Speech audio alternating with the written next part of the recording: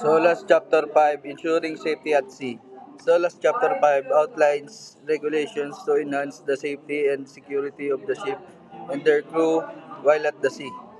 This presentation will focus on Regulation 33, which addresses the impact of an unhealthy ship operations and responsibilities. Regulation 33 defining unhealthy ship. Number 1, structural issues. A ship deemed unhealthy may have significant structure damage, compromising its seaworthiness. 2, equipment failures. Malfunctioning or sundated equipment can jeopardize the ship ability to operate safely. Maintenance neglect. Lack of proper maintenance can lead to deterioration of the ship's condition over time. The impact of an unhealthy ship on operation.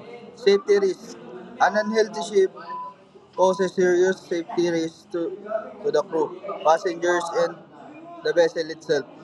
Operational disruptions. Equipment failures and structural issues can lead delays, diversion, and even suspension of operation. Damage to cargo.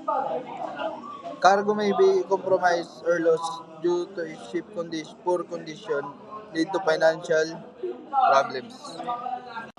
Crew welfare responsibilities. Number 1, crew safety. The crew well-being of its utmost importance and they must be provided with a safe working environment.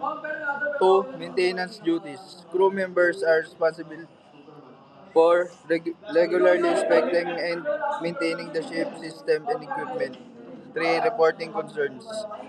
Crew, crew should promptly report any issues or concerns regarding to the ship condition and its captain garbage management.